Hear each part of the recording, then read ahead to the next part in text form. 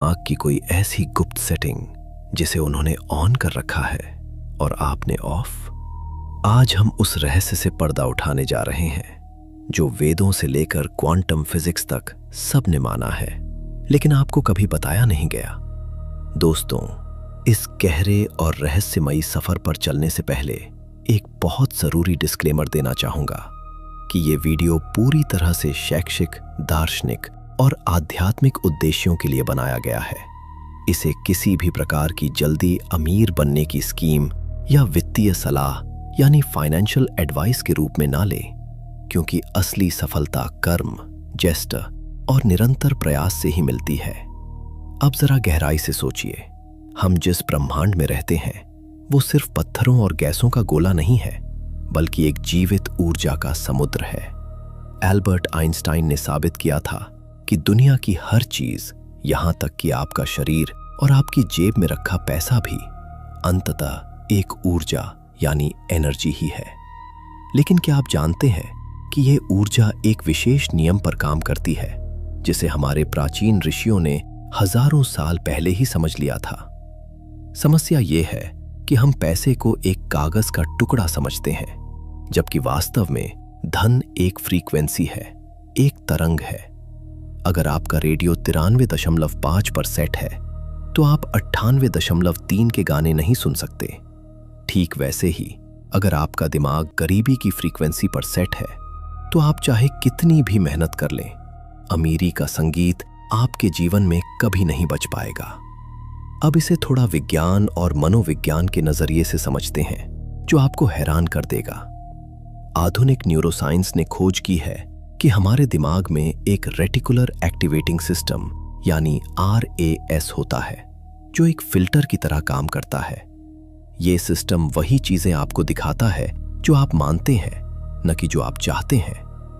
मान लीजिए आपने एक लाल रंग की कार खरीदने का सोचा, तो अचानक आपको सड़क पर हर जगह लाल कारें दिखने लगेंगी। कारें पहले भी वहीं थीं, लेकिन आपके RAS ने अब उन्हें देखना शुरू किया है। ठीक इसी तरह जब तक आपका अवचेतन मन यानी सबकॉन्शियस माइंड धन को सुरक्षित और सकारात्मक नहीं मानता, आपका दिमाग पैसे कमाने के उन हजारों मौकों को पूरी तरह से अनदेखा कर देगा जो अभी भी आपके आसपास मौजूद हैं। ये कोई जादू नहीं है, ये शुद्ध जीव विज्ञान है। दुर्भाग्य से बचपन से हमें सिखाया गया कि पैसा ही सारी फसाद की जड़ है या अमीर लोग बुरे होते हैं। मनोविज्ञान कहता है कि ये नकारात्मक वाक्य हमारे अवचेतन में गहरे उतरकर एक वित्तीय ब्लॉक बना देते हैं, जो अदृश्य दीवार की तरह हमें सफलता से दूर रखता है। इस वैज्ञानिक तथ्य की जड़ें हमारे प्राचीन भारतीय ग्रंथों में बहुत गहरी और स्पष्ट है। यजुर्वेद और उपनिषदों में कहा गया है, यथा दृष्टि तथा सृष्टि, जिसका अर्थ है कि जैसा आपका दृष्टिकोण होगा वैसी ही आपकी दुनिया बन जाएगी। हमारे शास्त्रों में लक्ष्मी को सिर्फ धन की देवी नहीं, बल्कि लक्ष्य और ऊर्जा के प्रवाह का प्रतीक माना गया है। प्राचीन ऋषियों ने ध्यान की गहराइयों में यह जान लिया था कि इंसान एक लघु ब्रह्मांड यानी माइक्रोकॉस्म है।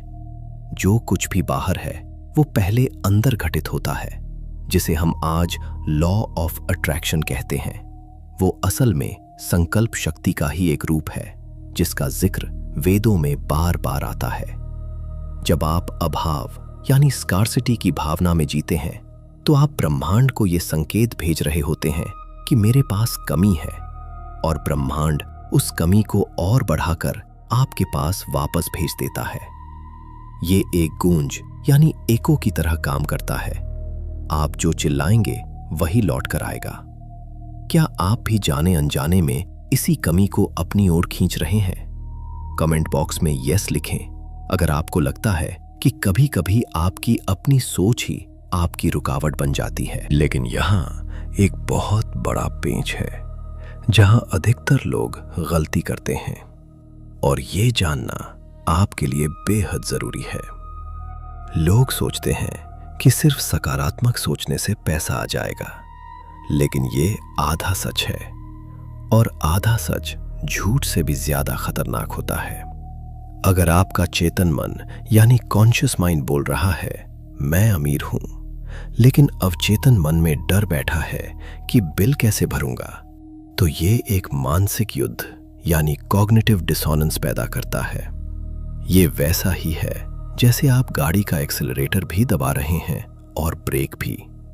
नतीजा, गाड़ी सिर्फ शोर करेगी, आगे नहीं बढ़ेगी। यही कारण है कि दुनिया भर में करोड़ों लोग पॉजिटिव थिंकिंग की किताबें पढ़ने के बाद भी गरीब रह जाते हैं, क्योंकि वे सिर्फ ऊपर ऊपर से लीपापोती कर रही हैं, जबकि वायरस उनके सॉफ्टवेयर यानी अवचेतन मन की गहराई में छिपा है।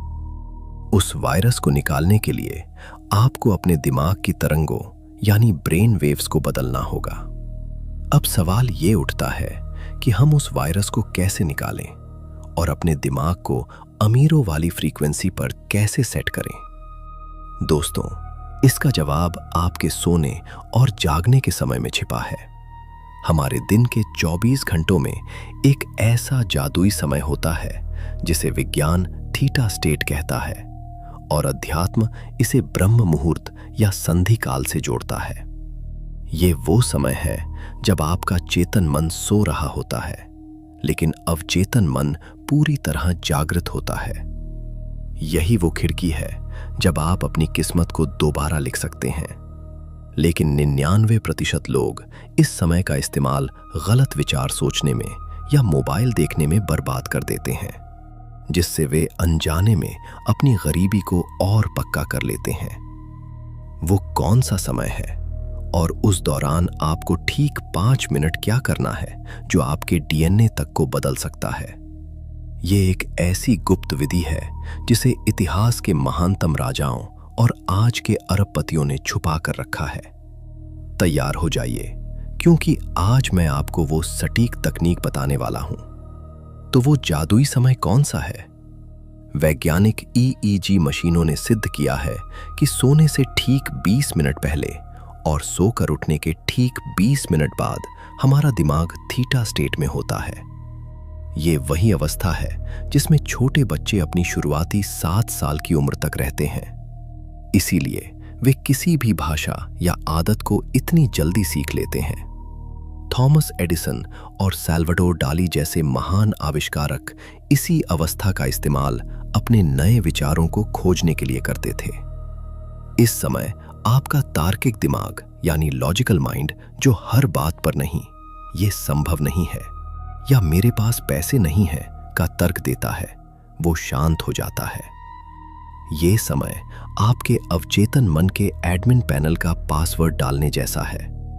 अगर इस दौरान आप अपने दिमाग में अमीरी और सफलता का बीज बो देते हैं, तो आपका अवचेतन मन उसे एक आदेश मानकर स्वीकार कर लेता है और रात भर उस पर काम करता है।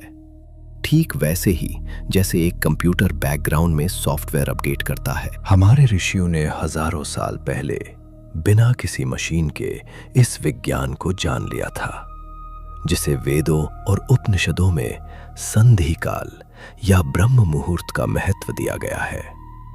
मांडूक्य उपनिषद में चेतना की अलग अलग अवस्थाओं का वर्णन है और बताया गया है कि निद्रा और जागरण के बीच का समय ब्रह्मांडीय ऊर्जा से जुड़ने का सबसे शक्तिशाली समय होता है। जब आप इस समय अपने इष्ट देव का ध्यान करते हैं या अपने लक्ष्य का चिंतन करते हैं, तो वो सीधा आपकी आत्मा की गहराई में उतर जाता है। लेकिन आज की आधुनिक दुनिया में हम सबसे बड़ी गलती क्या कर रहे हैं? हम रात को सोते समय और सुबह उठते ही सबसे पहले अपना मोबाइल चेक करते हैं। दुनिया भर की नेगेटिव खबरें, लड़ाई झगड़े और दूसरों की परफेक्ट लाइफ देखकर हम अपने दिमाग को जलन, डर और कमी यानी एंग्जाइटी और स्कार्सिटी का सिग्नल देते हैं। मनोविज्ञान इसे न्यूरोप्लास्टिसिटी कहता है।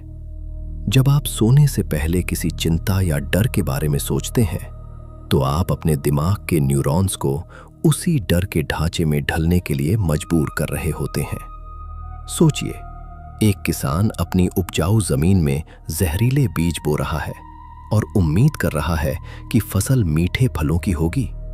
यह संभव ही नहीं है। कमेंट बॉक्स में चेंज माई माइंड सेट लिखें।